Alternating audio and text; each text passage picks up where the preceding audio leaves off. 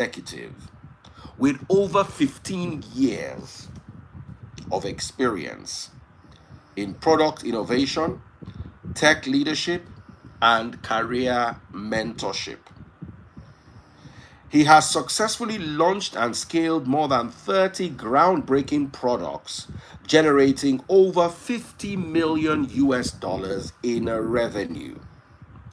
As an educator, Dr. Finn has taught a wide range of technology courses from diploma to master's level across North America, Europe, empowering thousands of professionals to transition into high growth tech roles. A mentor to startup founders, Dr. Finn provides strategic guidance to help entrepreneurs overcome challenges and scale their businesses. As the leader of F&F Consultancy, he offers comprehensive technology advisory services, specializing in digital transformation, strategic technology implementation, and grant acquisition to drive business growth. His expertise spans artificial intelligence, product development, and career coaching, with a personal mission to help 1 million people break into tech and advance their careers. Ladies and gentlemen, with us today, we've got Dr. Finn. Dr. Finn, if you're in the house, please join us now.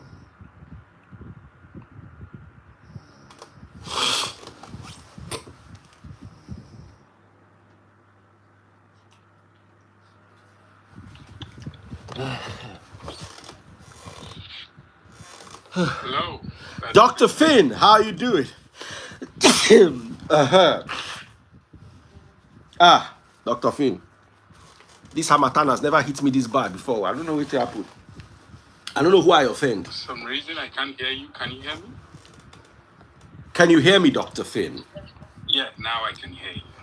Wow, this harmattan has been very strong on me. Sorry. How's the harmattan treating you over there where you are? I would say it's the opposite. We're just getting into winter, so the cold is just brewing. What part of the world are you in, Dr. Finn? What part of the world are you in? So I'm in Canada. I'm based out of Montreal, the French part of Canada. Oh, wow. Beautiful, beautiful, beautiful. So, ladies and gentlemen, we've got Dr. Finn. You're going to learn something today. And you're not just going to learn something, you're going to learn something that will transform 2025 for you. I want us to talk about so many things today, but I want to start with some questions I have pinned down for you. Understanding the basics of tech careers. A lot of people don't understand that.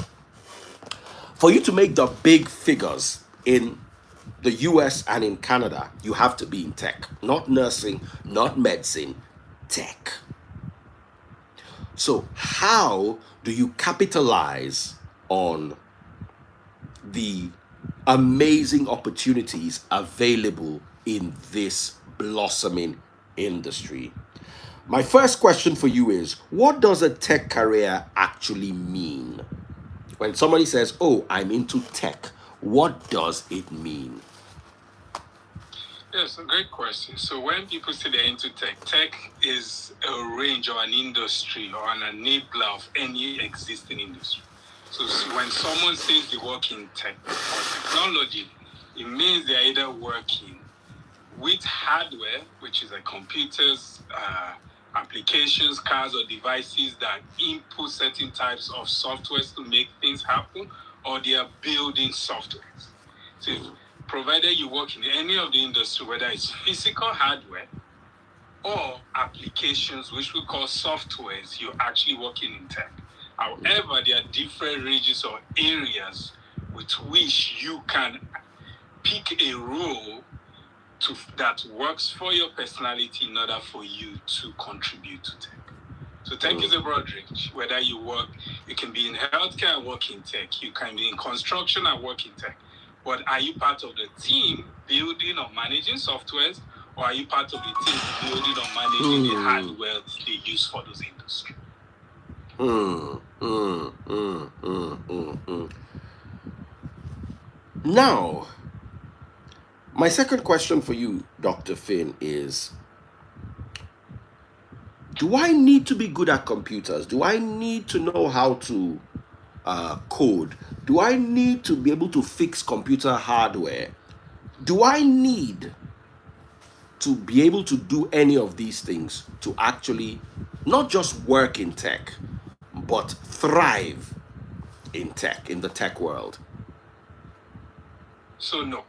So all you basically need is basic understanding of computers. Right? Then you can read, you can write, you can send messages, you can communicate. That is the foundation of being able to work in tech. And within tech, we have people who work in tech. Literally, we have people who work on technology. The people who work in tech are people who are building. So the software developers, the data scientists, the traditional coding roles that we have.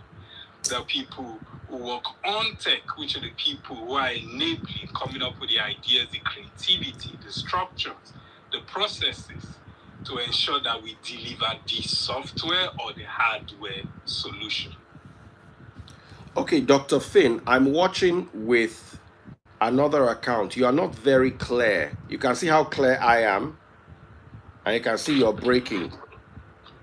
Can you switch your Wi-Fi? Is there a way you can? Because this thing you are saying is very important, and I want more and more people. I thought initially that was my network, so I logged in on another Wi-Fi with my wife's account. So you can see that I'm here, I'm clear. If you can switch Wi-Fi, are you using your phone network?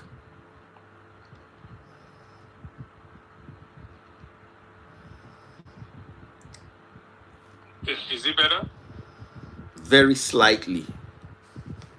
Very slightly. I'm going to show you so you, because I always do this because sometimes once in a while it's slightly better now. Slightly better. You're still grainy, but it's slightly better. So I think even me now, I'm now grainy. I think Instagram today not just generally well. Yeah. All right. Thank you so much for answering. Quite a lot of people are asking questions, but I'm going to leave them to ask their own questions when the time is right. However, right now, I want to ask my own questions. Now, in tech, most people still believe they need to be able to code. And some people say that if you don't know what you're talking about, for you to thrive in tech, you have to understand coding, at least to a reasonable extent. But you say you don't need coding. So I'm asking you now, Dr. Finn, what tech careers do not require knowledge of coding? So there are a bunch of roles within the tech space that do not require you to write code. So writing code is the implementation phase, so the doing phase. But someone needs to plan it. Someone needs to create the idea for the solution. Someone needs to manage the people that will actually do the work. So we have roles like project managers. Their job is to plan and ensure everyone is doing the work. We have roles like product managers, business analysts.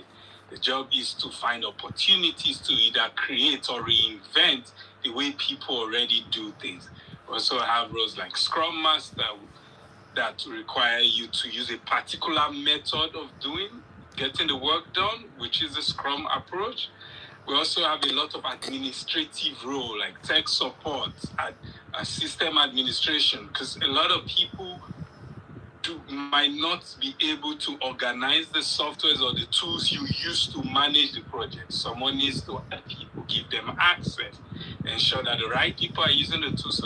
And nowadays, there's a new role that's growing within the tech space called virtual assistants. People are looking for people to help them do basic scheduling, organizing, planning, and ensuring that the team is focused on what to do. And the roles are still growing. And with AI now, there's a lot of other new opportunities that are also coming up. I want to ask you a question. How is working in tech different from every other industry? So, tech is an enabler. So, what I mean is an enabler. Tech helps you do something you're already doing better. So, which means tech is not an industry on its own. Tech is a piggy bank on every other industry. So, if you're in healthcare, we have technology in healthcare. Because people will use softwares. You go to the hospital in North America, Europe, and even around the world, they need to take your details. People aren't using paper anymore to write down your details. They are entering into systems. You work in the construction industry, you're working in the architecture industry. People don't want to physically draw on paper anymore. They want to build using software. Right? They want to be able to make the plans faster, 3D models. People want to see their house and all of that in 3D model. Talking now, we're big on the social space. Even recruiting jobs, people now want to be able to apply to platforms that will help them. So tech is an enabler for every industry. So whether you're already working in an industry and you're looking to transition, you already have the basic knowledge of that industry, and now you just need to know how to position yourself to add value. Awesome. Let's talk about experience people need to enter the tech industry. Can someone with no tech experience get a tech job? Yes. Oh wow, how's that gonna play out? So I actually did an article on this with Tech Cabal to kind of break this down, and I'll kind of summarize it a little bit just to ensure everyone understands. So in order for you to get any job, irrespective of tech, you need two key things. The soft skills, which is, can you communicate? Can you collaborate? Can you work with people? You have the basic understanding of how to be a part of a team. And then you need the hard skills, which is specific to that industry. What are the things that are needed for that role? The software they need to do, the processes that they do. So today, 90% of the time, or 95% of the time, irrespective of whatever you've done, you have had to work with people. You've had to collaborate with people. You've had to go through the struggles of dealing with differences in personalities, approaches to work, and all of that today. So the secondary part now that is left is for you to understand how to apply these knowledges that you've already acquired over time in tech. And then now find out the role that fits your personality. Because one of the reasons why people struggle, irrespective of the path they have taken, is you're focusing on roles because you think that's what everybody is doing, and it does not fit your personality. You don't have the basic interest, or the approach does not align with your personality, and that leads to, well, people now struggling to say, I'm not looking forward to going to work. But within tech, there are roles that requires you to work by yourself, and there are roles that require you to work with people. So if you're a people person, there are roles for people person.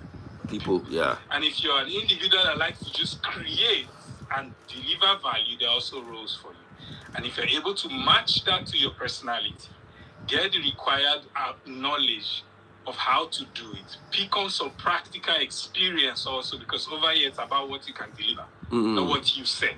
And these combinations will lead to you being able to build your career.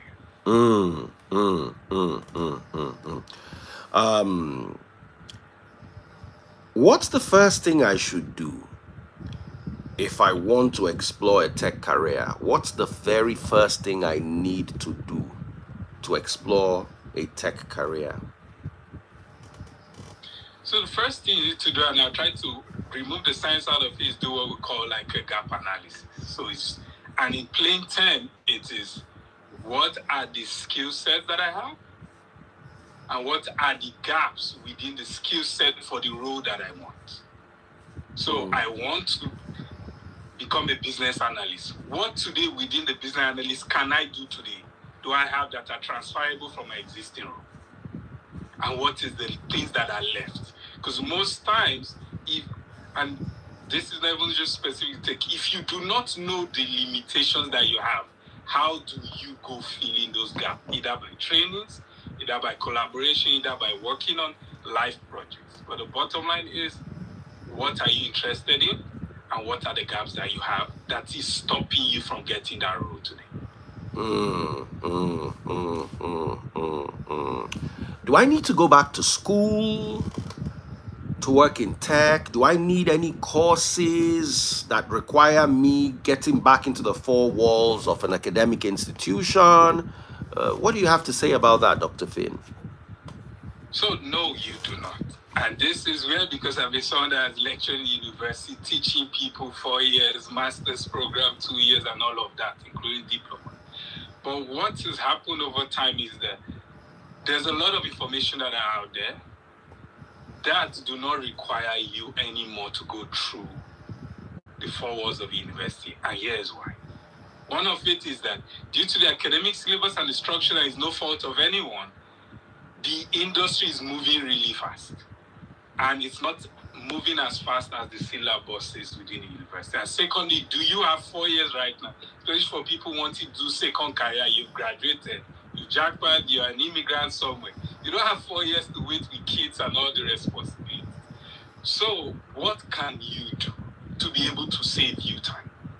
It's a combination of finding the opportunities that you're interested in, acquiring the theoretical knowledge that is needed to do it, and then hands-on practical.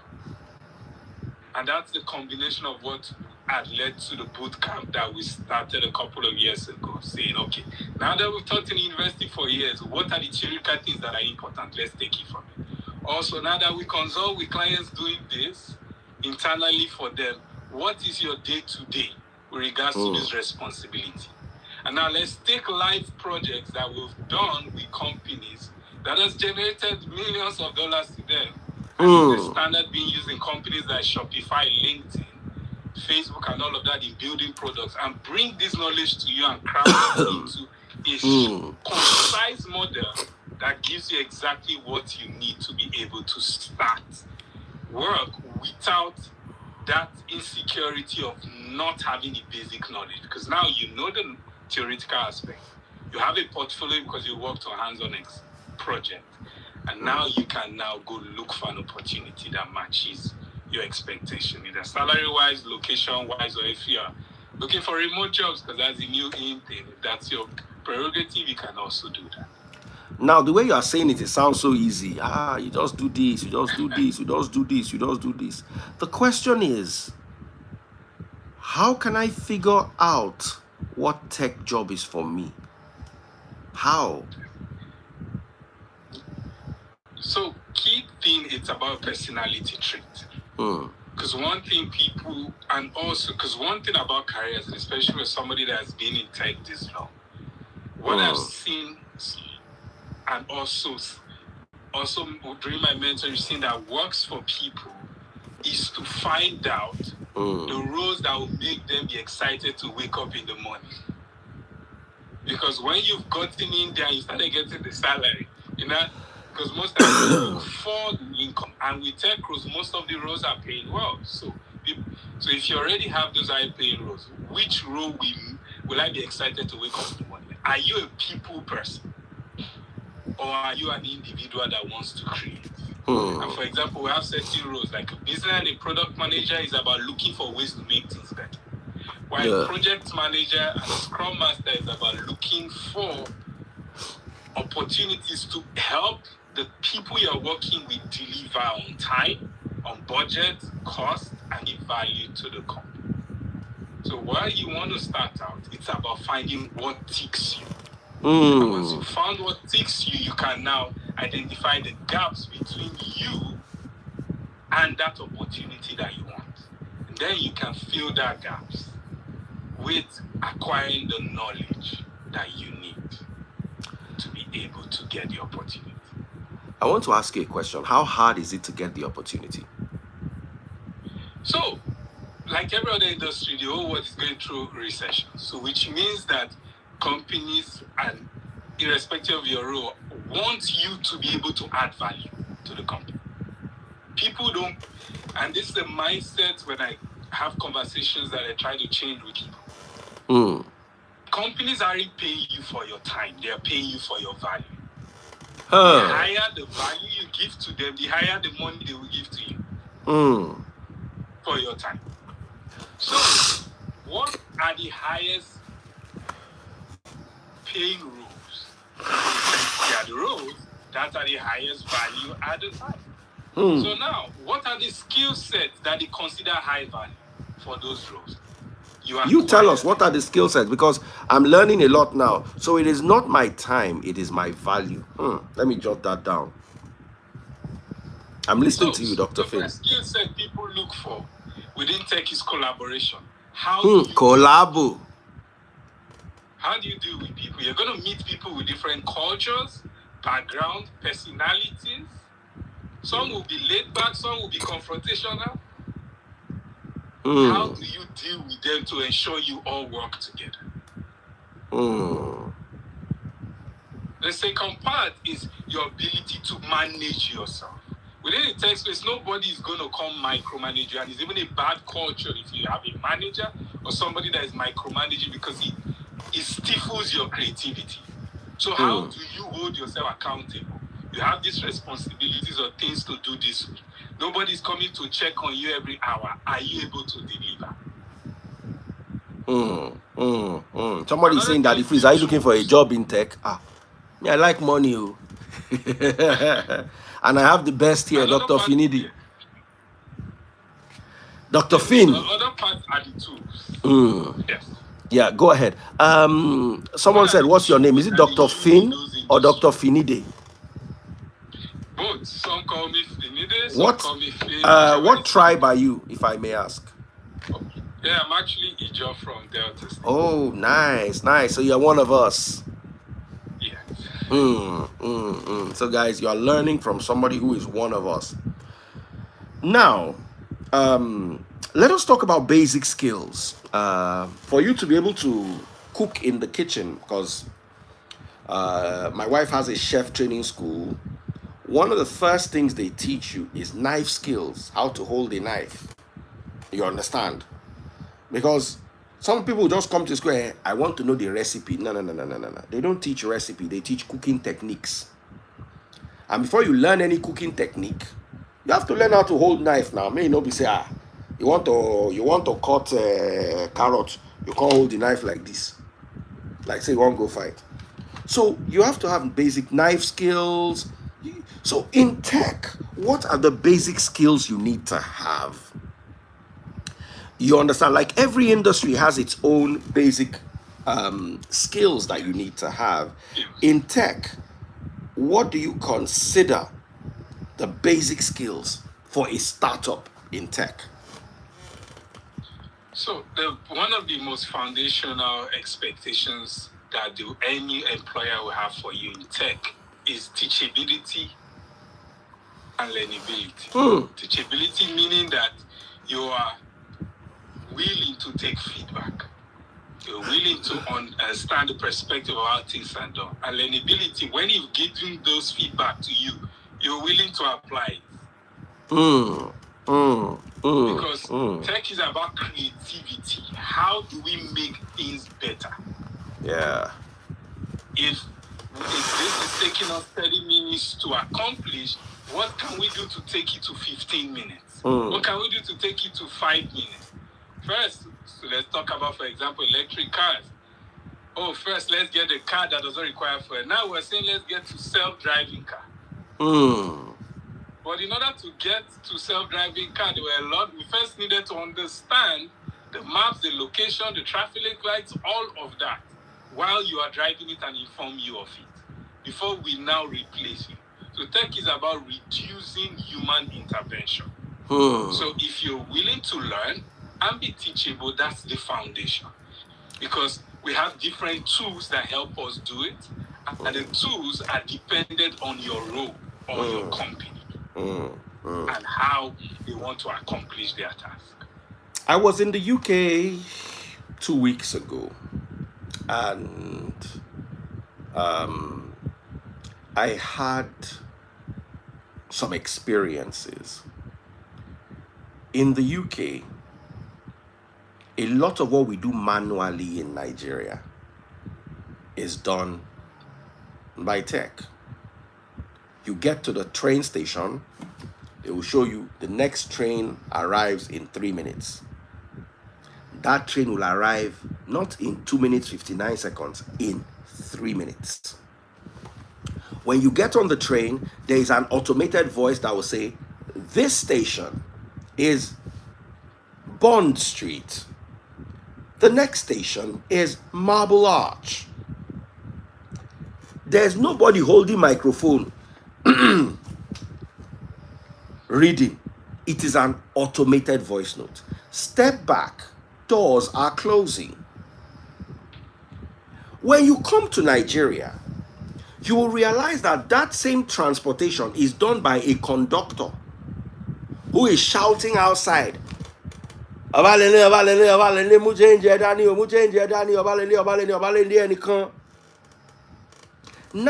how do I enter the train?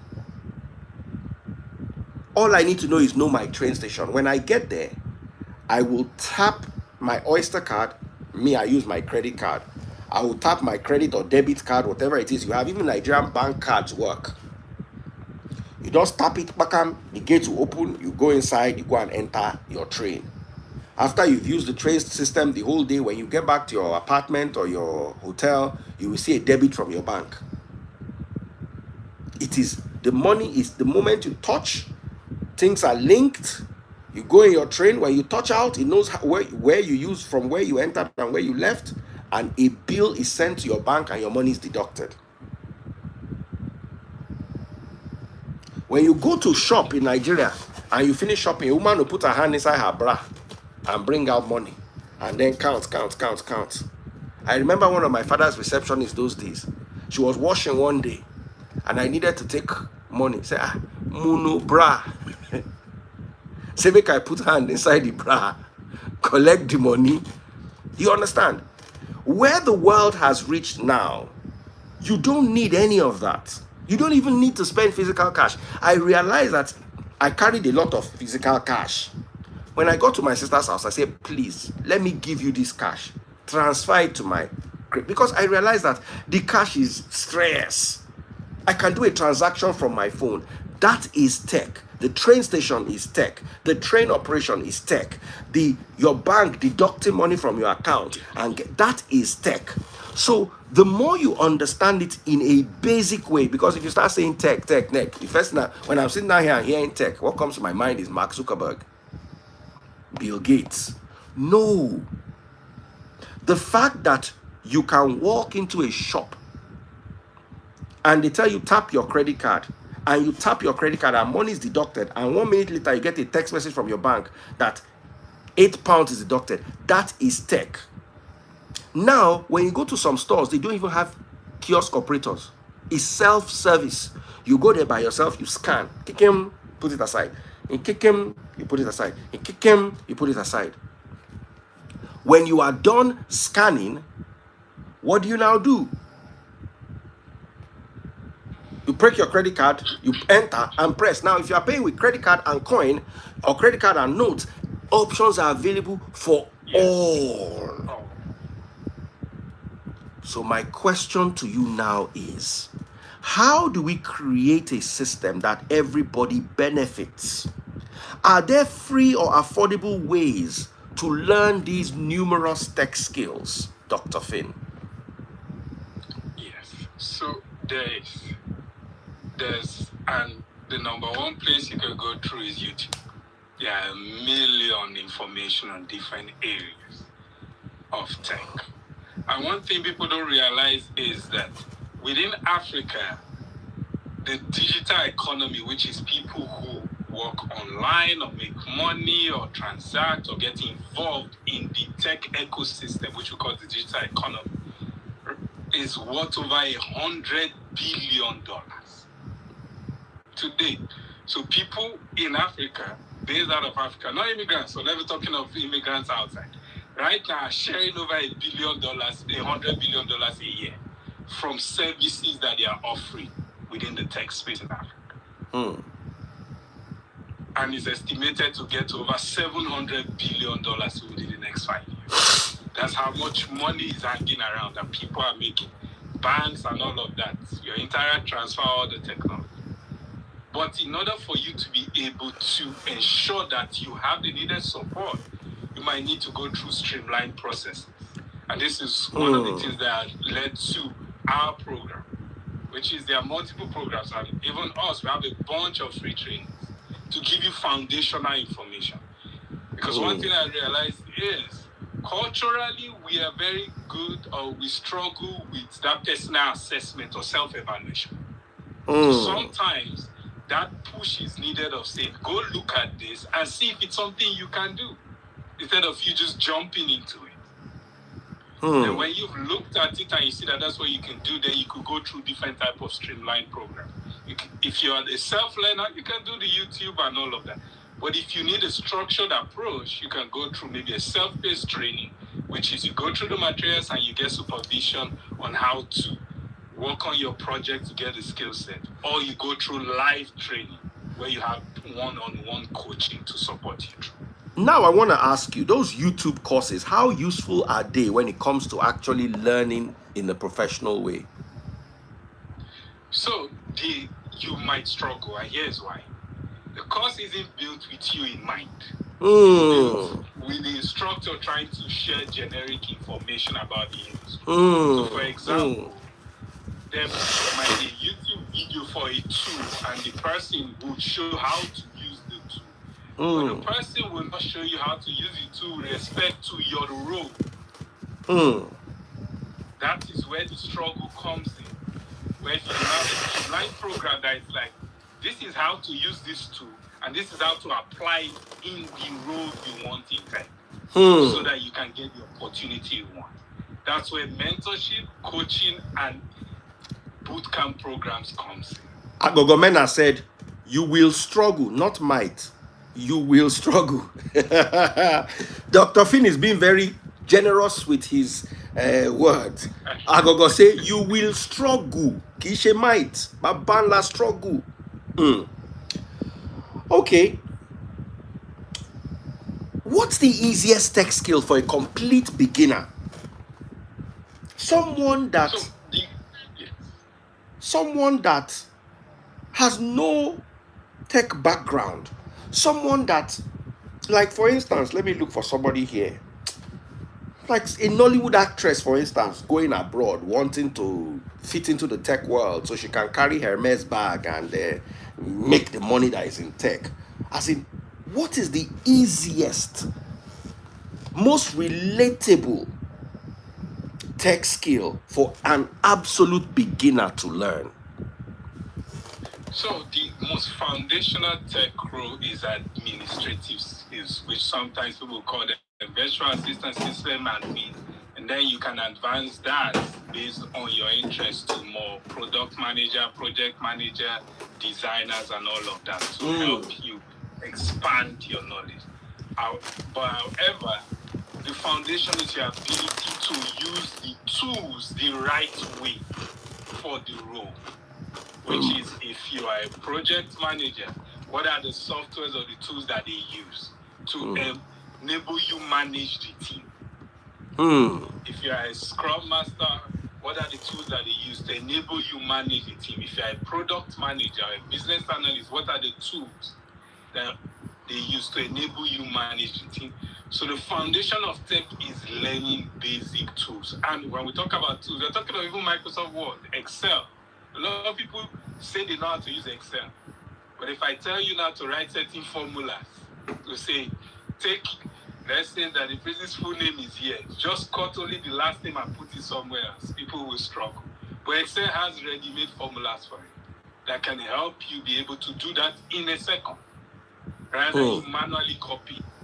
So the foundational background is, how do you use these tools? Word, Excel, Google Sheets, even emails. A lot of people don't know how to manage multiple emails and schedule meetings and all of that. How do you do this day-to-day administrative tools that we all use in a foundational level, but now in a professional setting where you have a bunch of people? Hmm. Come on, this thing no be ordinary. Oh. You know, easy like that. Oh. Are tech jobs only for people who live in big cities? What about my brother in Arumire, Ibadan? Or my sister in Onne, in Port Harcourt? Can she tap into this emerging industry? Yes. So tech job, and this is general for everyone, and one of the key messages that we're trying to pass across the last year. Tech job is not only for people in developed economies or abroad. Tech jobs not only for people in urban cities, provided you are able to get the basic infrastructure, which is electricity and internet, and you have the needed skill set. It does not matter where you are. You would be able to. However, there's a caveat to it. You'll be able to find remote opportunities that are flexible, that would help you be able to tap into the world. Because right now, there's 100 billion hanging around in Africa that people know, and they are taking. Tell us about this 100 billion. Is it naira or dollars? Dollars. Tell us about it. Tell us about it. So, within the world, right now, companies are looking to get more subsidized labor. So what does that mean? If I need to employ somebody in America, Canada, or US, I should be looking at six-figure, $100,000 at a minimum and above. And this includes probably their salary, benefit, bonuses, and taxes I need to pay for them. Yeah. But companies now are like, okay, let me cut costs. And only think about it in terms of manufacturing. So companies go to China, India, to actually move those roles there for manufacturing. But they also do it for technology. A lot of companies have outsourced a lot of their tech support, a lot of technical roles to China, to India. And now one of the biggest emerging economy is the Philippines. These guys are making hundreds of millions of dollars a year by having their people tap into the remote economy. And it's also happening in Africa. And Nigeria is one of the main focuses that people are looking to, which is how do we get qualified, but we have the population. How do we get qualified people? We don't need to bring them to the US. We don't need to bring them to Canada for those that are there. But ensure that they can do the job and will provide the platform as a opportunity for them to do it. And that's what we call digital economy, which is people are paying you in dollars to work from different locations.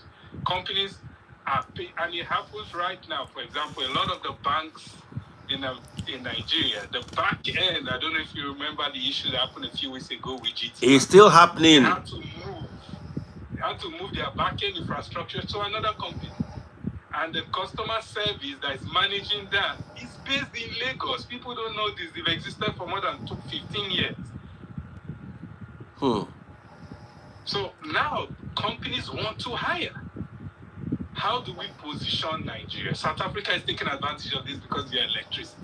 Zambia, I was part of a team that was in Zambia about 3 years ago to go set up tech hubs. Because companies are looking at Africa because we have over 60% of our population less than 30 years.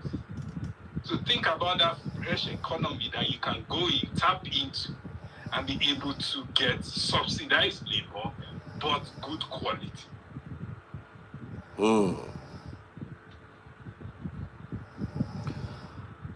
I want to ask a question.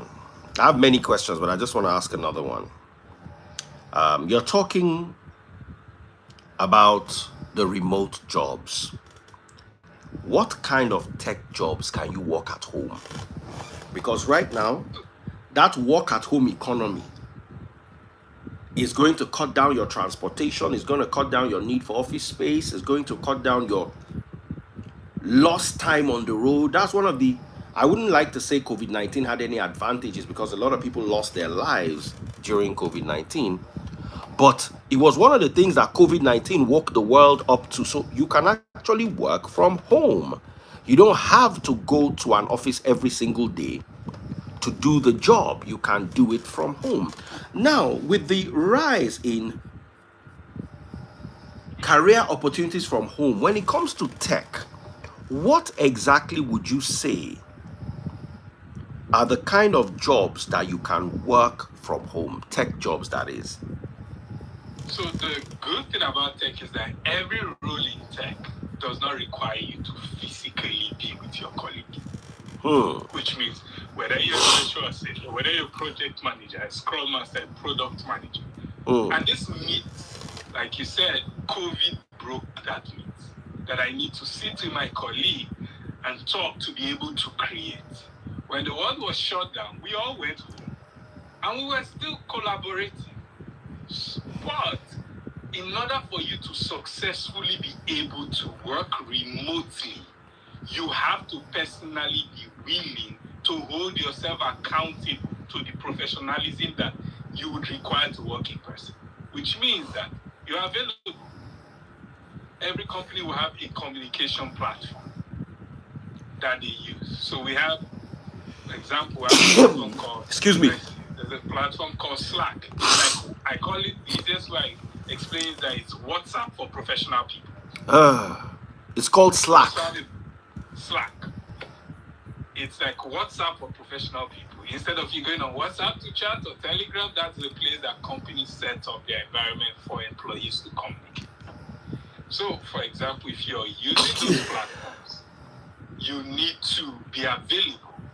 Also, if tasks are provided to you, you need to be accountable. There are also going to be remote meetings, and that's where some of the struggles comes in, especially with infrastructure. And I actually had an interview with Channel Stevie when we were on STEM Day a couple of weeks ago when we were talking about this issue, which is how do we fix these infrastructural issues in Africa that's limiting people from fully being able to take advantage of remote work, which is one of them, electricity. The second part, internet. If you are able to self-provide it for yourself and set up your environment, and be professional enough to follow the processes of the company, be able to use the tools, you will be able to work in any role in tech. Because here's why. We are already doing it in North America and Europe. In 2022, I didn't step out of my house and I consulted around the world for 1 year. To companies in Europe, in the US, in Canada, in different parts of the world, without physically going to any location. Me and too. still providing value and consulting to them. Me too. That's what remote work is about. In 2022, I officially left the radio that I had to be driving to every day. And I did everything from home. And this, by the way, might look small, but it's also tech. Because if not for tech, I'll have to be with a radio station. Hey, ladies and gentlemen, it is 4 minutes to go before 2 a.m.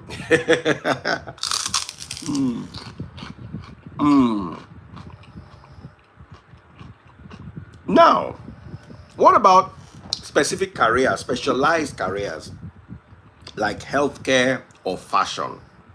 How does tech come to play in those industries? So within the healthcare space, now especially around the world, where security, privacy, combination, nobody wants their record or their details to be available to others. Which means that we have to have a secured way, which is a bigger topic called cybersecurity, which is how you ensure that only the right people get access to. But for healthcare now, someone needs to build those systems for you to secure. So first, you build a system that you secure. So cybersecurity is still tech, but it's an offshoot of product we built. Now, even outside that, there's now called telemedicine, which is even something that is spreading out within the African continent, which is how do you, for example, access doctors or supplies in remote areas. For example, there are certain countries now in Africa, I think Kenya and a couple of them, that are using drones to deliver medicine to remote rural areas that it will take you hours to get to by boat or with bad roads, right? So now people, and COVID, like I said, was one of the things that made people start thinking out of the box. So now there are applications in North America, and during COVID, and I'll give you a life example, my son wasn't feeling too well, and everywhere was shut down, you couldn't go out. And because I was collaborating with a company that gave me access to telemedicine, I was able to speak to a doctor over the phone, diagnose, take pictures, send all of that, and they diagnosed. And I got a call from a pharmacy to go pick up the drugs. Without me physically seeing a doctor.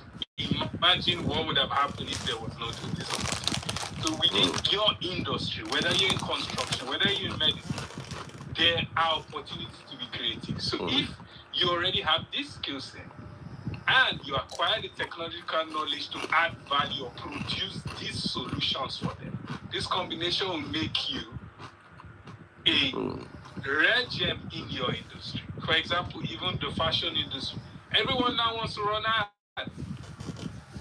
Everyone now wants to go to their customer. Yes, social influencing is good, you post and all of that, but sometimes you just want to get 20 customers today. Also, when we talk about markets, we think about physical markets. What about the marketplaces we have? Facebook is a marketplace. Instagram is a marketplace. TikTok is a marketplace. Is a virtual marketplace. How do you take advantage of these technologies, softwares, and all of that to be able to expand your brand? For example, videos, even editing videos. Someone needs to create a content, you need a flyer. All these are tech. Someone needs to create a flyer. Someone needs to edit your video.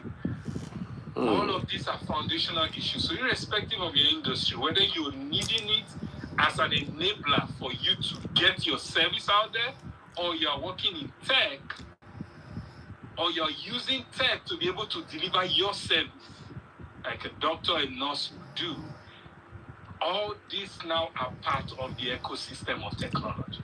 So that's why I keep saying tech is not an industrial zone.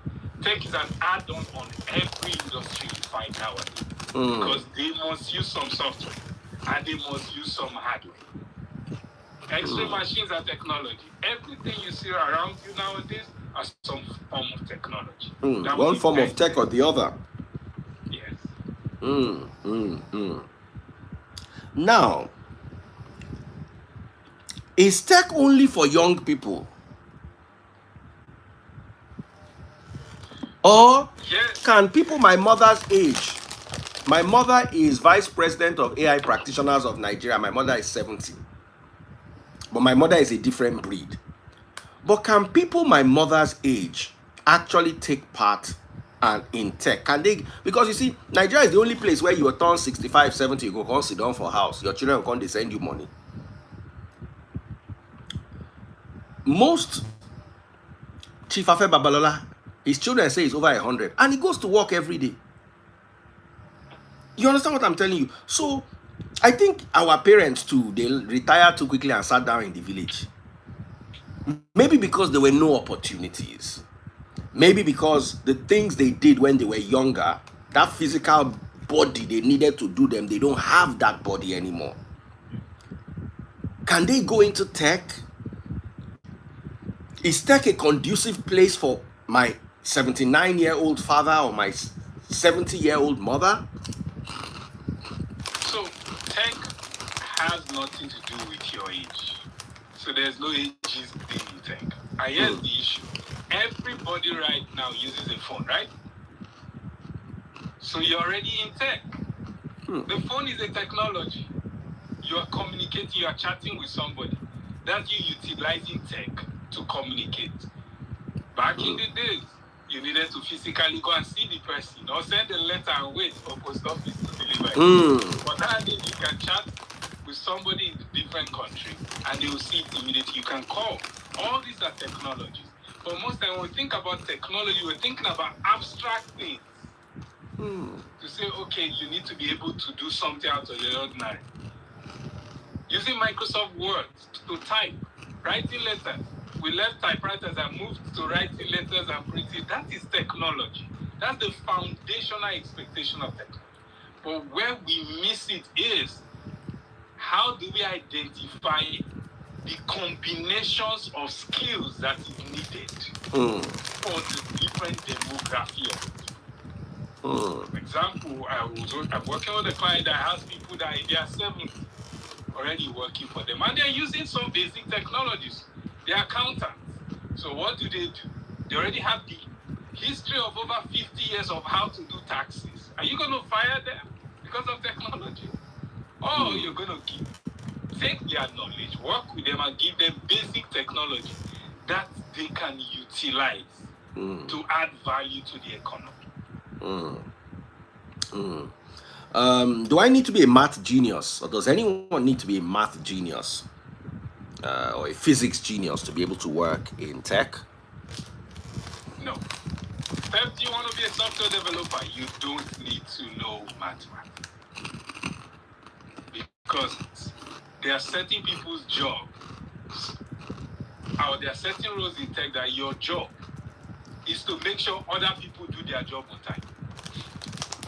That's your job. Pursue everyone to deliver on time.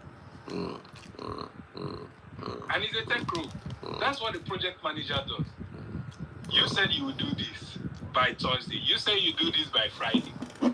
It's Thursday afternoon. Are we on track to make sure that this thing is delivered? It's delivered. Does that require mathematics to remember the time that someone said he would deliver something? Of course, there are certain tools that will help you remind you that this person said this task is due this day. So reminders and all of that to make your life easy. So the tech for project manager is to make their life easier. Instead of them writing it on paper and scrolling to 3 months ago and say, when did I say I will do this thing? There's a software. You input the task, you input the time, and it will inform anyone that it's one day, it's due in one day, and everybody is aware. And then you are, the person that is doing it that way, you are aware, and everybody is aware. So tech doesn't require mathematical skills. Now let's talk about stressful. I'm sorry, after 1 hour, Instagram will cut off my video because somebody used a swear word on my live 2 days ago, so I'm having to pay for it.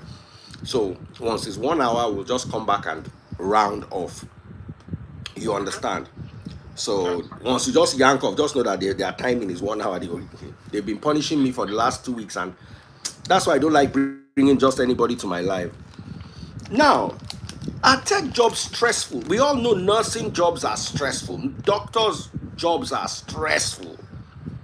You understand? It's stressful to be a stripper. Whether you like it or not, it's stressful. It's cold. You're going to have to take off your clothes and dance around a pole. And people are going to disrespect you. It's stress. What about tech? Is it stressful and difficult? So tech job isn't stressful and difficult. However, acquiring the skill set requires you to build the stamina.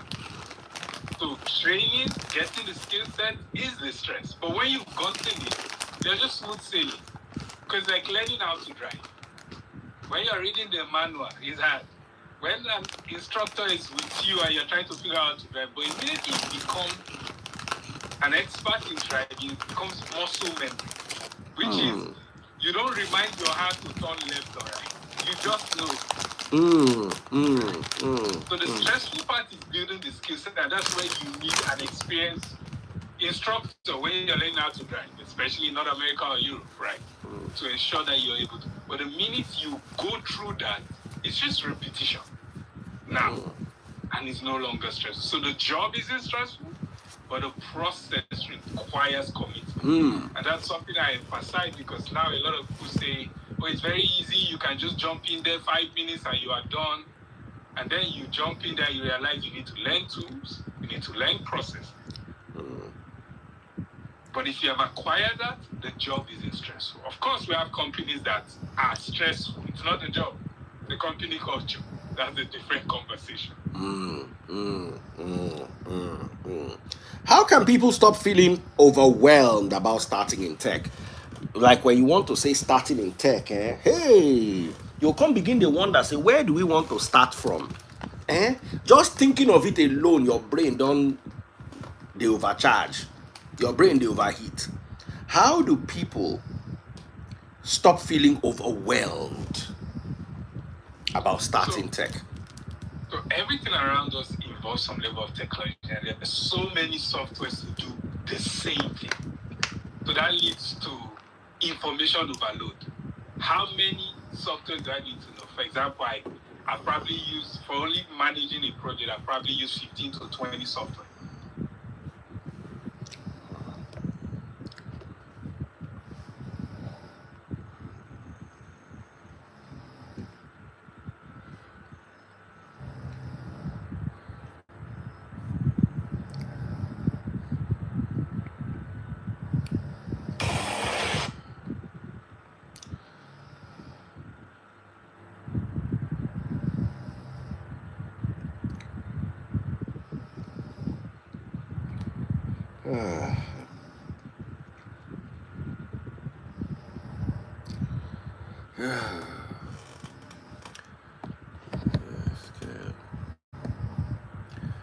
Yeah.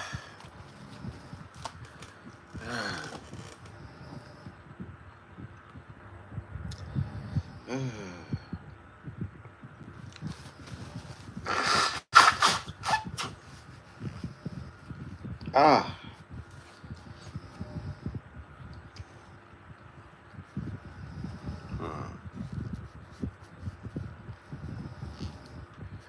Ah, Omo.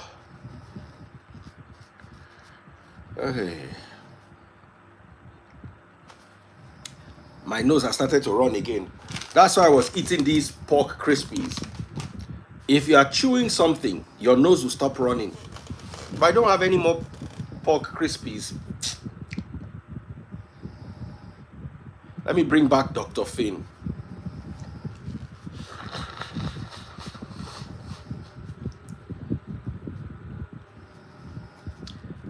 Yeah. So if you are just joining us, I'm back with Dr. Finn. Dr. Finn, I was chewing these pork crackers, and they, you know, when you're chewing anything, even if it's granite, it will stop your cold. Yeah. But the moment the thing stopped, now the cold has come back. And I've run out of them, so I'm sorry. Back to blowing my nose. And now, before you left, someone said you are tech, that you have not made a single grammatical error. That, are you a machine? I don't know if you guys saw it. I pinned the comment. So, back to the question I was asking you just before before Instagram ended my live. The question is, how can people stop feeling overwhelmed about starting in tech? Please make a grammatical error so they will know that you are not a machine. Because they don't begin to fear. Yeah, I spent a lot of time having conversations and mentoring and teaching. And after teaching probably 50, 70 class, we from different parts of the world, it just becomes a pattern. And so people get overwhelmed because they do not have a path to follow. What does that mean? If you don't know how to do something, it's hard for you to start. So most time you need a mentor, a coach, or someone. I'm not someone that I try to not overplace the value of a coach or a mentor, but over time when you build careers and you've seen how people's life were changed by having someone that can guide them, you now see the value, which is this is the shortest route to take. And that's one thing that I try to offer, or I try to encourage, to find someone or find a person that has gone through a route to say, okay, what are the steps you go through? What are the skill set do I need to acquire? How am I going to acquire that skill set? What are the roles that are available for me? What's even the salary range so that I can start applying for the job? But what overwhelms people is a plan, the lack of the plan. Because if you don't have a plan, everything is a plan. And when everything is a plan, you now get to help. I remember when I entered secondary school, and primary school was easy, you know. We're more worried about getting caned for playing truant than. But you see, that secondary school, they started teaching us things that were strange to us, and the fear of failure now set in. I want to ask you, Dr. Finn, what if people fail at tech? What happens next? So one thing I tell people, and it's something that I've experienced and I've also talked about, is this: there's nothing like failure. There's just an opportunity to learn. So it's either you succeed or you learn. Because most times we see failure as a bad thing. It isn't. You see any product, anybody out there, the Mark Zuckerberg and all of these things, they tried 100 other things. It's the one that succeeded that we all remember. And I'll give you a very live example. I have been part of $1 million project that failed, product that failed. $1 million went down the line. But did it stop the other $50 million plus project that succeeded? Because now I know how not to make mistakes. I now know what not to do. I now know the road not to pass.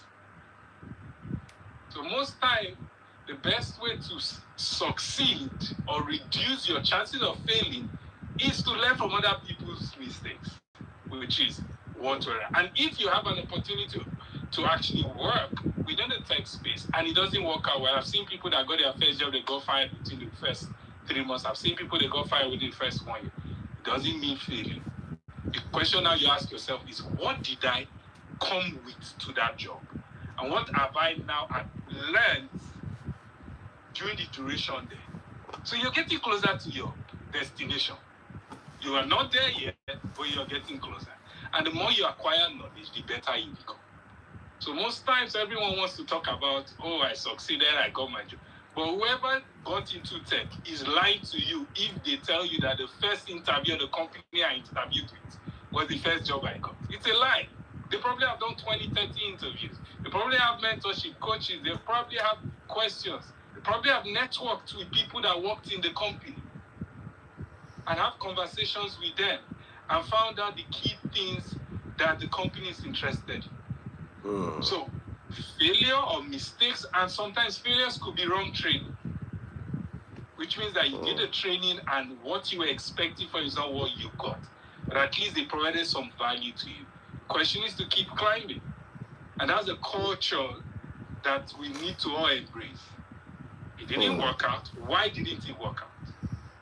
And within tech, we actually have a framework for it called lesson learned, which is what are the lessons that we have learned from this experience. And the lesson learned is 2 ways. What are the things that went well that I want to keep doing because it goes well? What are the things that didn't go well? So that we can identify how to do it better the next time. So there's nothing like failure, there's just an opportunity to be better.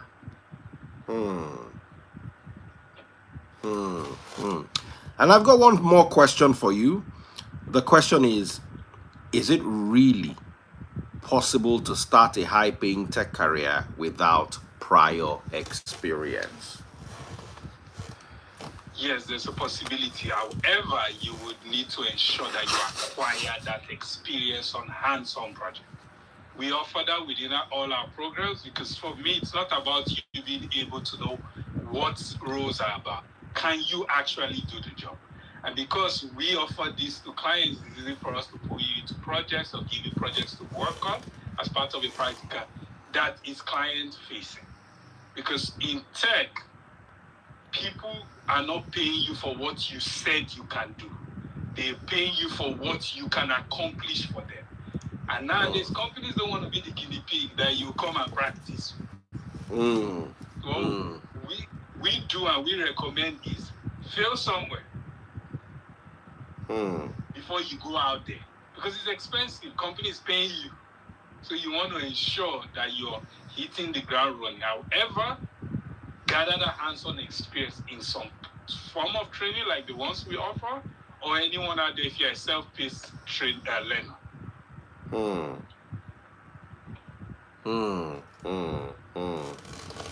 Now,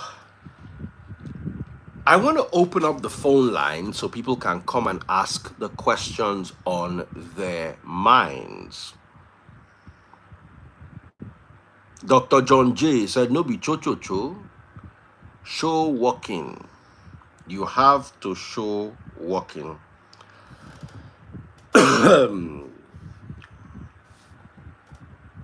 So, Who's the first person that I'm going to bring live? Dr. Finn, what are the numbers people can reach you on? Okay, so anyone can reach me on my direct number. The easiest way is just drop me a message on WhatsApp and I'll be in touch personally because I try to have one-on-one conversation as much as possible. So it's 514-641. That is +1. +1 514 Yeah. 641 6955. +1 514. Am I Yes. 4? Yes. Okay, 514 641 6955. Yes. Okay, so that is Dr. Finn's personal WhatsApp number. If you're watching on YouTube or TikTok or Facebook, the number is +1 514 641 6955. Dr. Finn. Do send him a WhatsApp message now if you're interested. Don't call, send a WhatsApp message and pick up the conversation from there. I've got Sinberry, Sindodo, Sin Baby, Sin Baby. Your hair is growing out so nicely. It has grown so long. Wow.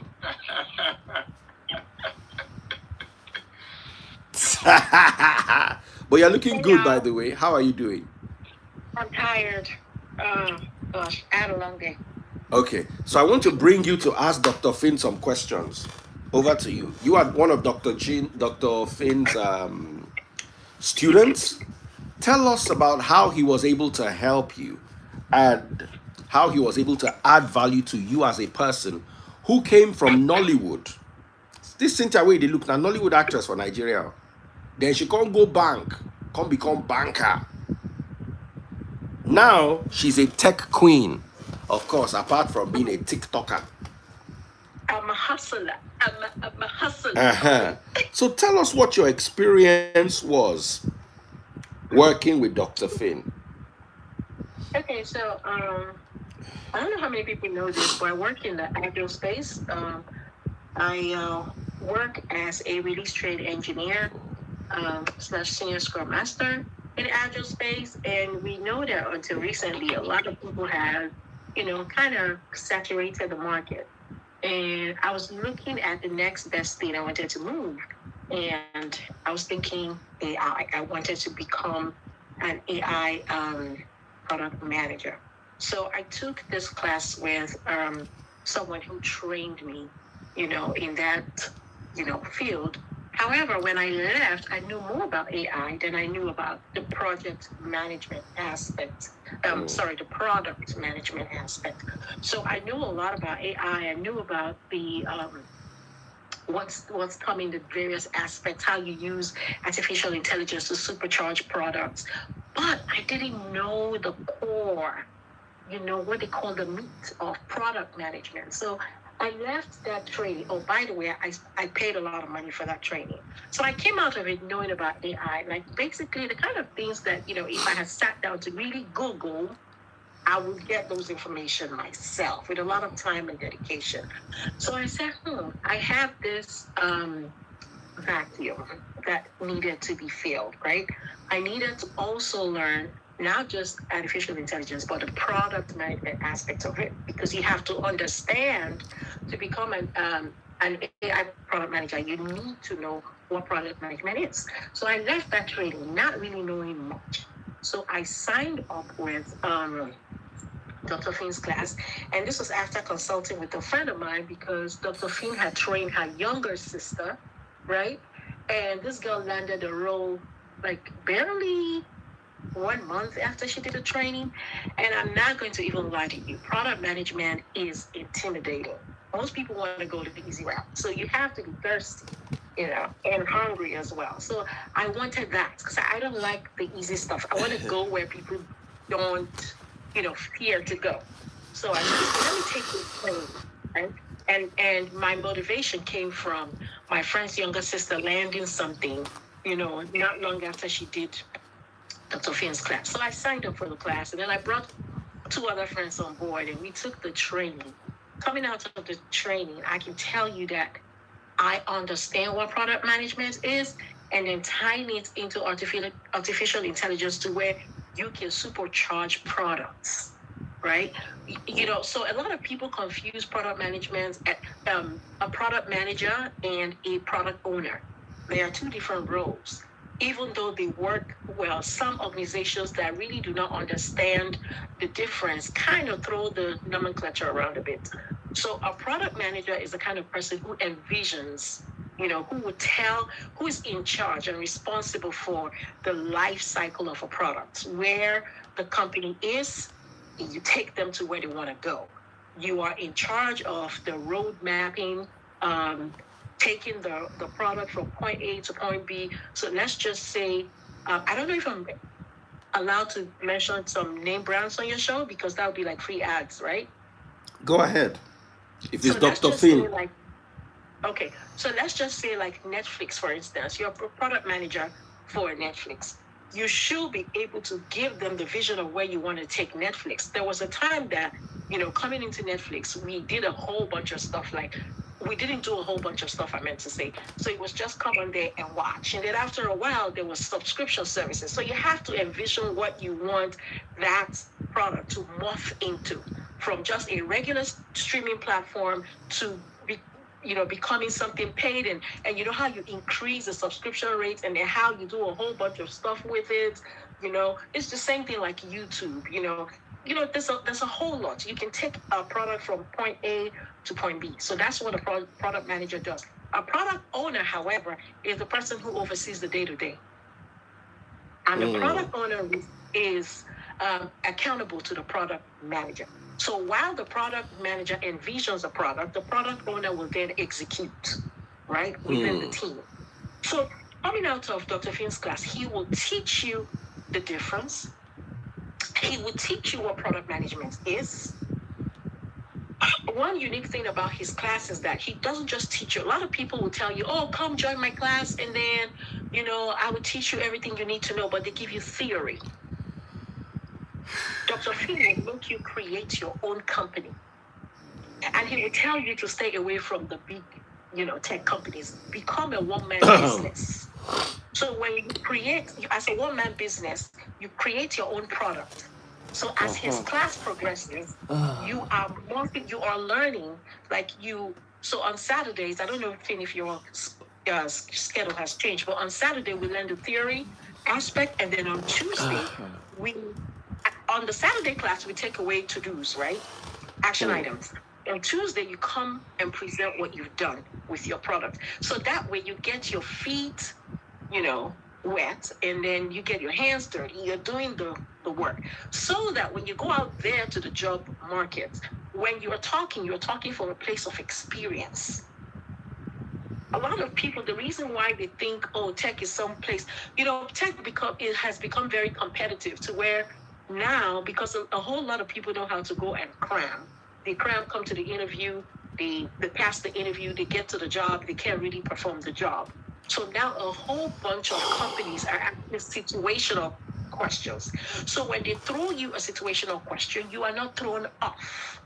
Because you've gotten the live experience in Dr. Finn's class, to where you have taken your own product, you have formed your product, you have prepared your own business case, you have done your own, groundwork, to where you start, up until when you now bring it to the product. You've done your own road mapping, and then you now start performing your own function as a PO. So regardless of whatever they ask you during the interview, you have the experience to answer such questions. That's something that I know will stand you out from the next person. So I would say it's definitely money well spent.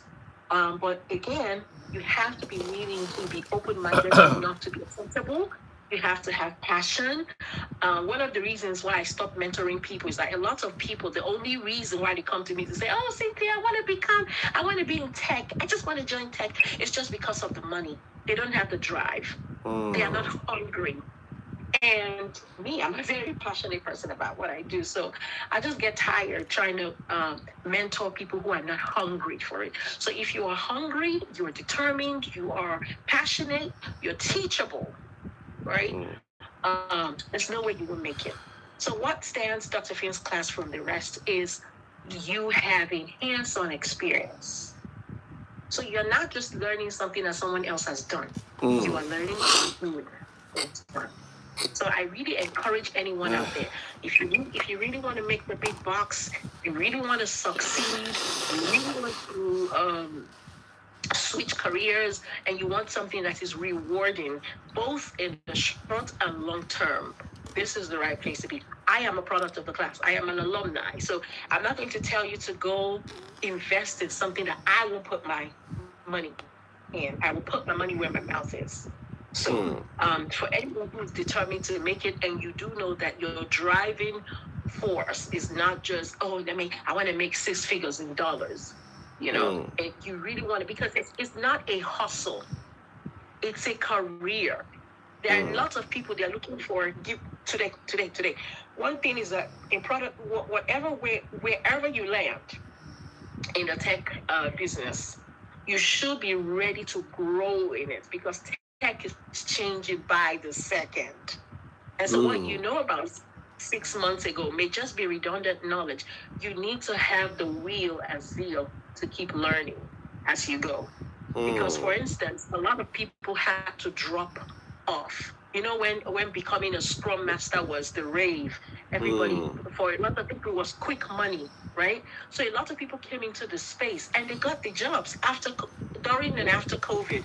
The jobs were there. They were begging people. The average person had 2-3 jobs, right? But what happened after a lot of companies said, "Oh, we're hiring all these people," when people within the team can do the job? Because a lot of people did not understand that the Scrum Master job has a lot more to do than just running cadence meetings. A lot of people came in there thinking it was just to run meetings. We're having deployments. You can't speak to the products that you are releasing. You don't know when your deployment dates are.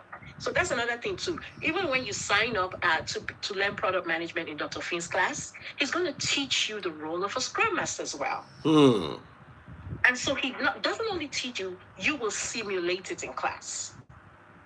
So everyone is switching roles. You are not only learning product owner, becoming a product manager, you're becoming a product owner. You are also learning how to be a business analyst, and you're learning how to become a Scrum Master, so that you can create multiple resumes for yourself. If you don't land a product manager role, you can, get yourself comfortable in a PO role. If you're not getting the PO role, you can get comfortable in business analyst role, or you can just pick up Scrum Master role. So it's almost like getting 4 in 1. Unlike some people who tell you, "Oh, come in and I'll teach you how to become a Scrum Master," and that's all you learn. With Dr. Finn's class, you sign up, you get trained up, and then you learn all the multiple aspects, that you can function, in technology. So. Now, I want to open up the phone lines for anybody out there who wants to ask questions. Is there anyone who wants to say anything to Dr. Finn? Please, serious people only. Dr. Finn, is there anyone specifically that you'd like to bring on? It's probably there's Misa, name is Mimipre, I think, or Blessing Moses. Yeah, Blessing Moses, yeah. Hi, Blessing. Okay, good evening. My name is Blessing Moses, and I'm actually calling from Canada as well. I'm in Ontario. First of all, I want to really appreciate Dr. Freeze. I got join this club the last time that Dr. Finn came up, and I... So you would thank me. Was I not there? Wait, so it was on my life that you met Dr. Finn, Abi? We can never be friends. Dr. Finn, you owe me commission. This one a commission. Yeah. Yeah, Kelly. Yeah, actually, that was September 19th. I can remember vividly. That was my birthday. I just came to Canada. That was August. So, like, yeah, I've done a lot of stuff in Nigeria. Like, come on, when I came to Canada, I was a bit skeptical. What do I do and all of that? So, that day, I joined the phrase live. I saw everybody that was talking, man. I was convinced that this was a place. So I reached out to Dr. Finn, and the class was like 3 months. So what I was expecting was like, oh, come up, play a video for me to watch, then go back and ask questions. But what I saw, without missing word, has actually transformed who I am today. Because Dr. Finn, he actually introduced it like a product management class, like what the former speaker said. Now I can say without missing word, I can play the role of a PM, which is the product manager. Actually, I've been in the business space before now. I've worked with a couple of companies when I was in Nigeria. I've been working remotely. So I can do the work of a business analyst very well. And most especially as a product owner, like you said, you were able to differentiate vividly between a product owner and a product manager. Though a lot of people confuse it. Personally, I confuse it. So currently, our boot camp is going to end next week. Like I said, it was September, the last live that I came in, and courtesy of Dr. Freeze that I joined the class. I never knew him from if I should follow the Nigeria standard that, oh, check his profile, how many followers he's having, is very deceitful. Honestly, when I checked the number of followers that he was having, I was like, no, I heard him directly. It's not about followers. It's about the personality. And if you've been here, you've listened to him for the last 1 hour, I believe you must have had a transformation in the way you think and the way you see things. So, to cut the long story short, I actually reached out to that Film. That was last week. Like, I jumped on LinkedIn. I'm seeing rules. What I'm seeing, what they stated are things that I know that I can do just within the space of 3 months, actually. So I'm just waiting for him to round up. And like he says, he's going to do a revamp on our CV, which is the last class. And I will tell you without missing word, I'm ready for the word. The word will hear me. If you are there, go and check. Just check my profile. You will see it. Courtesy of Dr. King. I will come out any day, anytime, and preach the with dancing, because he have changed the way I think. Actually, I think, and you have given me confidence about how to approach the world. Thank you very much, guys. All right, I'm going to announce Dr. Finn's number. Send him a WhatsApp message right now. +1 514 641 6955. I'll take that number again. +1 514 641 6955. Send him a WhatsApp message now. Thank you so much, my dear brother. Thank you so much for making me realize that Dr. Finn is owing me commission. Do take care of yourself. And is there any other person you'd like me to bring? Please come and pay me. I don't work for free. Who else am I supposed to bring? Nimi Prayer? Nimi Prayer, Misa. Okay, Nimi Prayer, Misan. All right, my dear brother, please help me press X so I can bring the next person. Thank you so much. And I do wish you the best.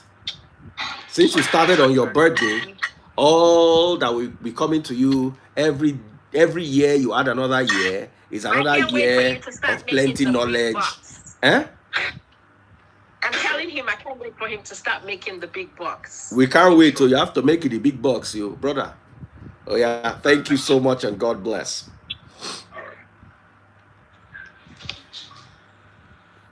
All right, so joining us now is Nimi Prayer. Remember, guys, if you're interested in learning from Dr. Finn, I have his number pinned. So let me bring Nimi Prayer. Her name is Misan. It also sounds familiar. Misan.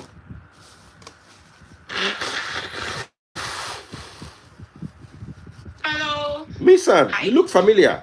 It's like you met Dr. Finn too on my live. No. Ah. No. Oh, I don't think so. Now, 2 commission I will collect this night. No. No. All right, I think Nissan. I've followed Dr. Finn's career over the years. Like I see when he posts nuggets on Instagram and things like that. So for me, my story is for me, I think it's quite interesting because for the longest time after moving from Nigeria, I was convinced I wanted to be a project manager. I took all the steps, self-studied, wrote the exams, passed, certified PMP. Now I'm in Alberta in Canada, and most of the project management jobs are in construction. I don't like construction. I tried to do a bit of project management in construction in Nigeria before I left, and it's not just my cup of tea. For the longest time, I knew I wanted to do something in IT or software. I just didn't know how to go about it. Like, nothing. Zero. I'd ask questions. Nobody was giving me like a direct pathway. I know most of the theoretical aspect, so all of the agile methodologies and things like that, I know them. What is my day-to-day work? What am I going to be doing? And that's where there was like a vacuum. So one day I was at work and I was like, do you know what? I know somebody, I know Dr. Finn. Let me call him Joe. So I called him, I was like, Doc, how far? We just said, and I was like, see, I have my PMP certification.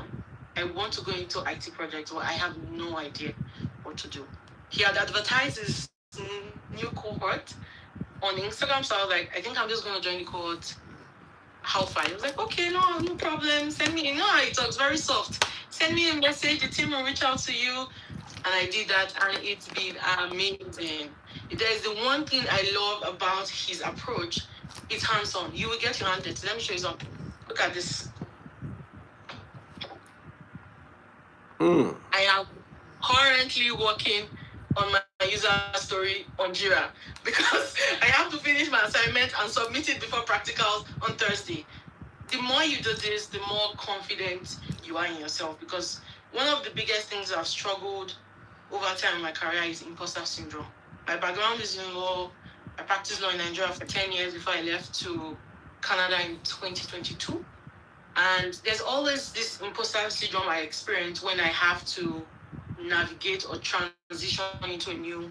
Oh, wow. You have BSc in law. Yes. No, don't say yes. So I'm just yapping you like one girl that came to give testimony in church that said she had BSc in law.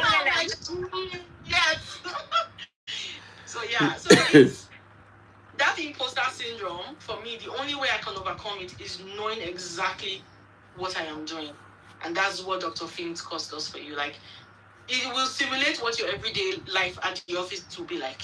So I think I'm a little bit more confident in myself in terms of going into this role and transitioning into it. I've been spying some jobs and I'm like, okay, this money looks nice. Okay. But most importantly is now when I go through the job description and I see what's required of me, I'm like, I can't do that now. Is that not what I'm doing right now? There's this confidence that comes with knowing and learning. So yeah, it's been interesting. We're wrapping up, like Blessing said, we're wrapping up in about 2 weeks. We already have one live project almost completed. We have another project that we're going to do. And these are things you get to put on your resume. So it's not like you're lying. You're not lying and saying, oh, I can do this. This is my work experience. This is my reference. It's stuff you've actually done. There's something he says in class that is very funny. It's like, I am not teaching you to go get the jobs, just the job. I am teaching you to know how to do the job. So when you're on the job, you will not disgrace yourself and disgrace me. So yeah, because a lot of people think that, oh, once I just get a tech job. The truth of the matter is, you get the job easier than you can actually retain the job. The job, yeah. Job retention, that's the key. And that's where a lot of people fall. I know people who use AI to build up a beautiful resume. They get interviews. You get into the company. Now they've given you work to do. You're sitting down there looking at developers and you cannot see anything. So it's been an amazing experience. I would encourage anyone to join this class, honestly. And the classes are so interesting. We have fun on classes. So yeah. So when you take the class and eventually become successful at landing a role, I boldly say that there's a whole lot that Nigeria as a country has stolen from you that you will recover in a very short period of time. So that period of stagnation where you start saying, that's why you see a lot of people, they go to Canada, before you know it, the person has already, bought a house, the person is there, and the person is not doing 419. It puts you in a very comfortable place where you can actually plan, not only plan, but make up for the lost years that you spent in Nigeria. And also, people in Nigeria, you get to be a baller, like you're balling legally. You know what I'm saying? Mm-hmm. I just had a question. Someone was asking if he does payment plan. Yes, that is something I can speak to, because for me, I had gone to this money. I don't think I have all of you right now, so I was able to pay up everything in 3 installments. So yeah. Like Nigerian man who say. Okay. So like the Nigerian man who say, I was able to pay instrumentally. Even though there's no such word as instrumentally. The word is in installments. So, a lot of people are asking, how do I enroll? The number is pinned on your screen. The number is pinned on your screen. It is +1 514 641 6955.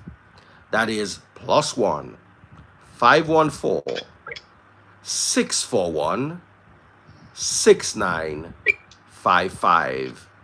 I'll take the number again. That is for the lazy ones who cannot screenshot the screen and look at the screen by themselves. +1, take it down, +1, write it down, type it on your phone. Send, in fact, don't type it, just go straight to your WhatsApp and send the message straight now. +1 514 641 6955. That is Dr. Finn's WhatsApp number. Send him a WhatsApp message right now. On a parting note, Dr. Finn, what do you have to say to the numerous fans and followers that you are getting and the customers who are going to give me commission? Yeah, thanks, Daddy. Ask your questions. People need to ask their questions now so that they don't get in people's DMs bothering them. Please go ahead and ask your question now. So key thing, whether you're based, so we have different programs. So you're based out of Africa or based out of Nigeria. First question is, how much is the course? So we have different types of course. We have for people based out of Africa, which are self-paced courses. Those are more subsidized.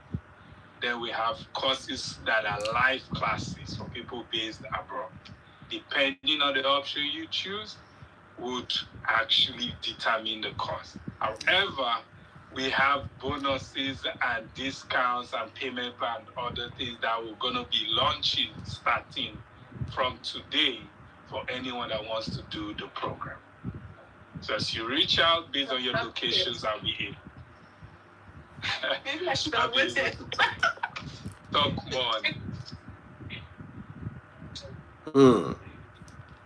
But for those out of Nigeria, don't worry, it's going to be Nigeria level. We're having major discounts for Nigeria self-paced program, which we are launching now. And we're even launching new programs specifically for Nigeria. Because the refuse might not know this. But I know the first time we had a conversation, I told him we're looking more of North America. But I have over 20 plus people from Nigeria in Nigeria that came from the last live that says they want to do the training. So I've had to go set up a program because of your last live for Nigerians to enable them be able to get the same value, but within the Nigerian economy. What is affordable within the Nigerian economy? So the Nigerian ecosystem.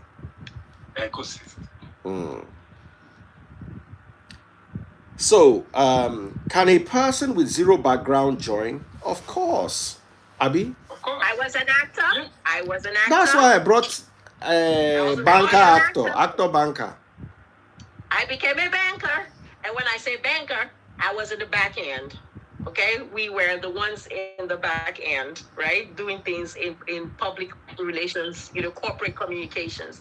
Then I came to America and I did all kinds of jobs. Neil, CNN, Uber driver, and then I entered technology.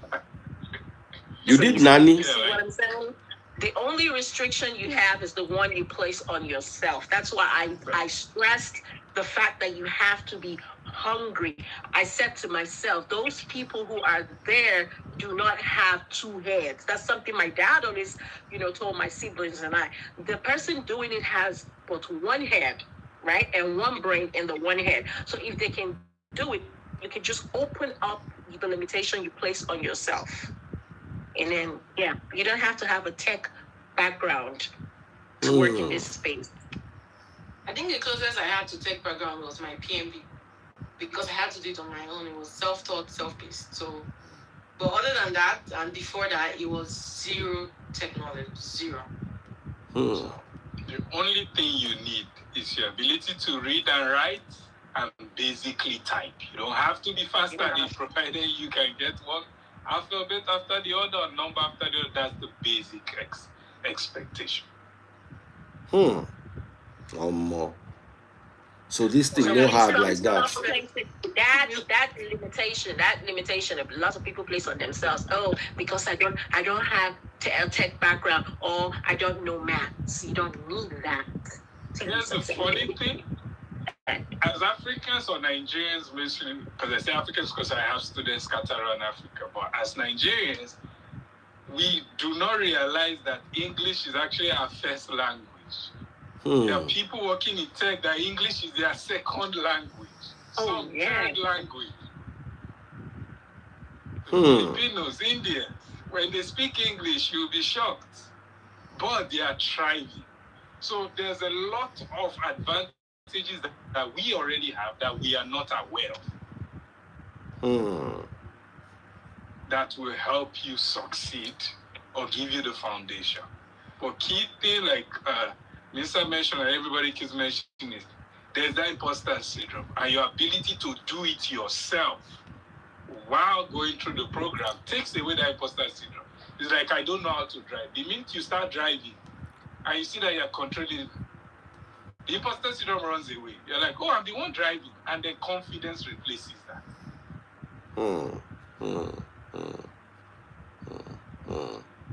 Somebody says Cynthia is very beautiful. I know, she is beautiful. And her hair is growing so nicely, I must add. So only few people know the backstory of the hair. Hey, why am I like this? Why are you like this? So if there are no more questions, can we allow Dr. Finn to go and rest? Somebody say, is she single? Please get out. Get out. Imagine, instead of you to learn how to have money so you can carry somebody like Cindy, you think she's single. You think it is your the money you used to do Undertaker where you go and wash pie body. All the pie body where they go wash. Single, my dear. I'm not. And even if I were, you won't be able to afford me, baby. She's single if you have 8 figures. She's very single. For your current state, she's not single. Go and learn tech from Dr. Finn. Better your lot. You come here, you see all the opportunities. Now, woman, your mind first go. After you read Bible, you read what happened to Adam through Eve. You read what happened to Samson through Delilah. You heard what happened to Solomon through the many women. David through Bathsheba. And you still come here and look for a woman.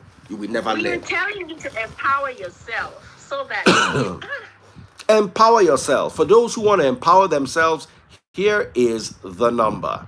+1 514 641 6955.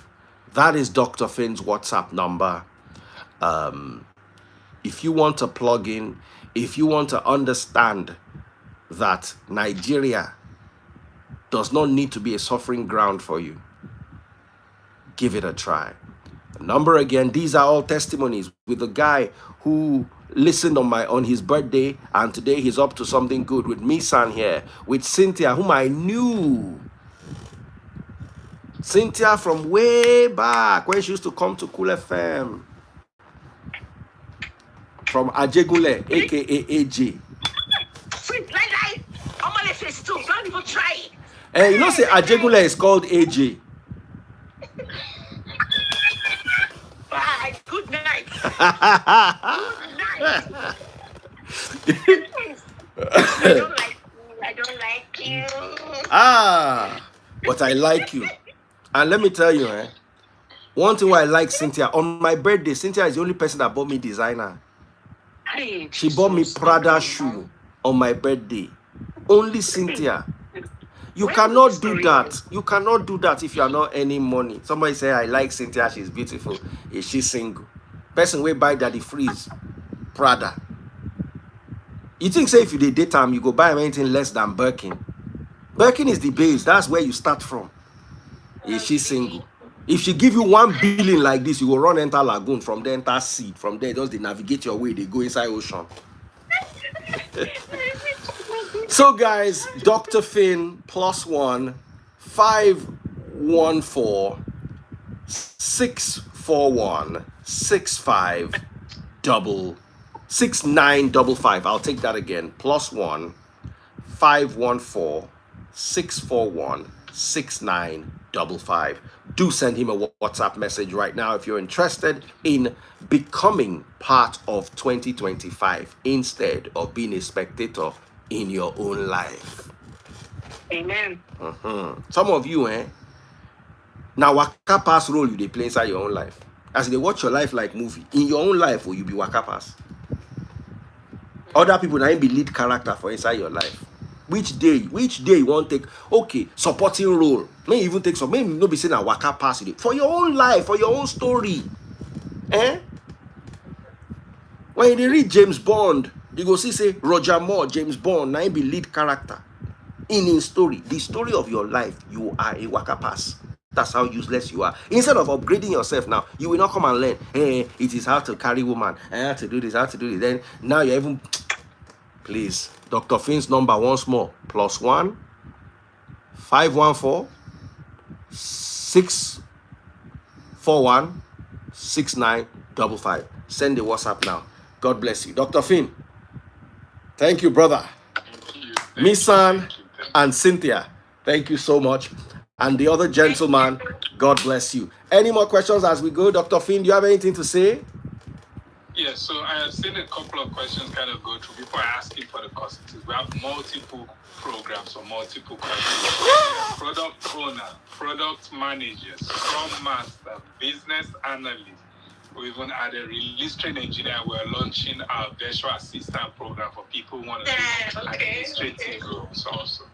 So we're expanding, and there are a lot of other roles. Please, can you please not come and water down my release training? Please, there's no vacancy.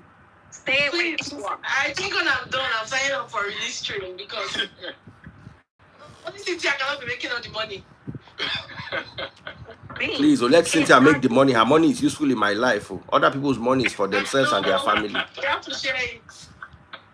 All of us have to share it too. That role is not peace. All right, guys. Thank you so much, Dr. Finn. Thank you so much. Everybody, God bless you. Hope you had fun. Hope you learned something.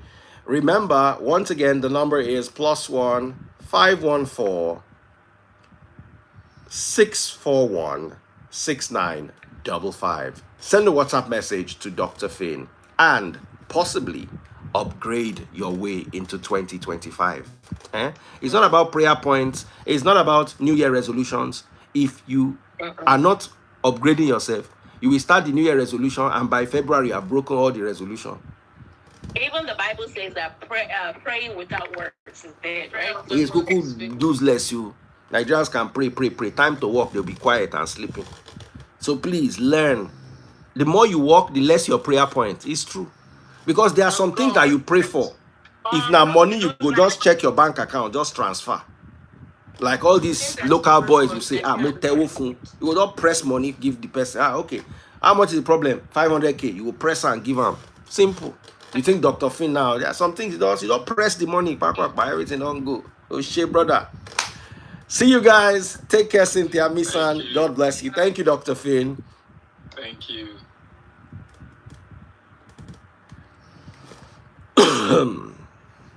Thank you, guys.